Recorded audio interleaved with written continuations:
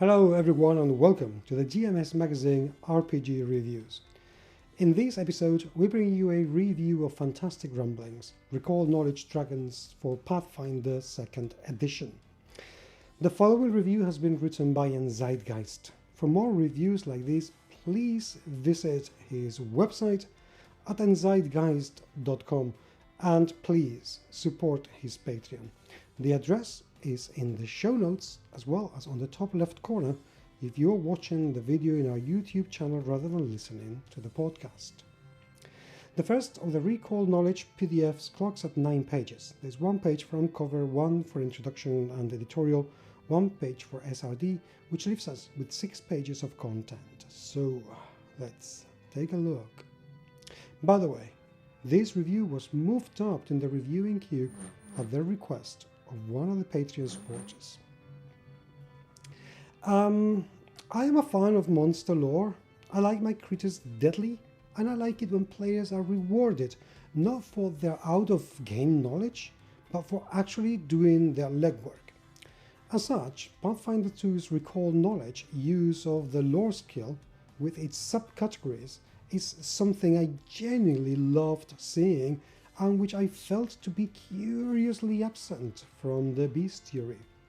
Anyhow, this PDF is the first in the series to tackle the notion of PCs actually pausing to think about their foes. The lore subcategories in this supplement will be Lore Dragon and Lore Arcana, with the Arcana DC generally being 5 higher than the more specialized one pertaining dragons. DCs by level are provided, ranging from level 1 to 20, and DC adjustments are recapped as well. There is a brief table summing up creature identification skills, occultism, for instance, aberrations and spirits.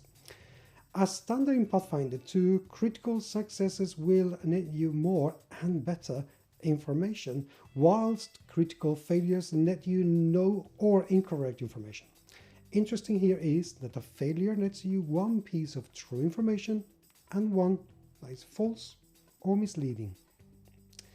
A kind of recall knowledge stat block is provided.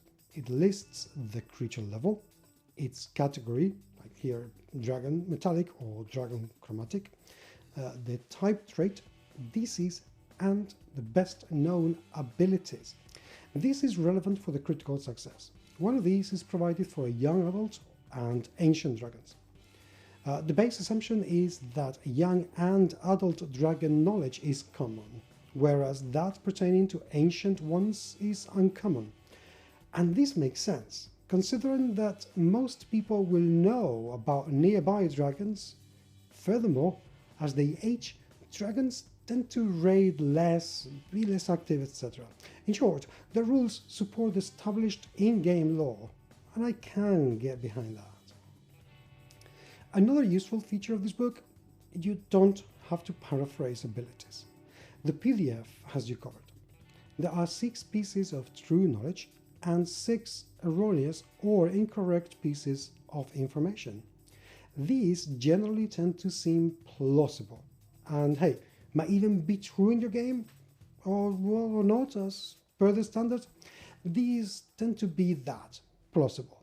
For instance, bathing in dragon blood can make your skill invulnerable, or that dragons can swallow their enemies whole. Okay, with the first one, that was simple, but what about the second one? Is it true in Pathfinder 2 or not?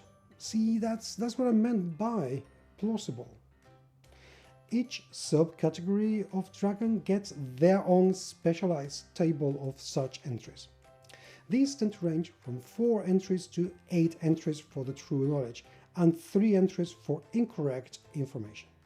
Considering that most GMs will have a tougher time coming up with plausible lies on the get-go than paraphrasing information in not rules language speech, I think the focus here is a bit unfortunate. Having more plausible false information would have been more useful, as far as I'm concerned at least. Your mileage may vary here, but yeah, that's one of my biggest niggles here. I also think that each of the dragon types could at least have used 6 entries for each false and true pieces of information. I'm personally rather fond of the inclusion of Copper Dragon's jokes. Okay, get ready for this. Why can no one see the Minotaur rogue? He's invisible. Having one such table for each dragon type and the full 6 entries would have elevated the PDF from being a neat one to being a great one. Sorry for the joke. In conclusion, editing and formatting are pretty good on a rules language level, but on a formal level, I noticed a few missing full stops and, for example, the incorrect information. Brass dragons it and brass dragons sunlit.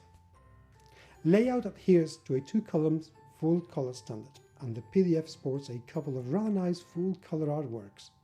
The PDF has no bookmarks, but it doesn't necessarily need them at this length. Paul Field's first book of creature lore, both truthful and false, is a promising start for a new series. It has identified an oversized hole in Pathfinder 2 that can be filled with handy dressing books such as this one. This is a helpful GM aid to have, and as a whole is well researched. At the same time, I couldn't help but feel like it could have used more false pieces of believable information regarding the dragons and the full complement of truths for each of them. Considering the low price point, I will round up for my final verdict of 3.5 stars for this one, and look forward to tackling the one dealing with fence. Endzeitgeist out, and so am I. Thank you very much indeed for watching. It truly is appreciated. And thank you for listening if you're listening to the podcast. Please do remember to subscribe to either and leave us your comments and your reviews in the video description or the iTunes app. Leave me your comments, get in touch with me. In Twitter I am at GMS Magazine, and do feel free to visit our Facebook web page as well.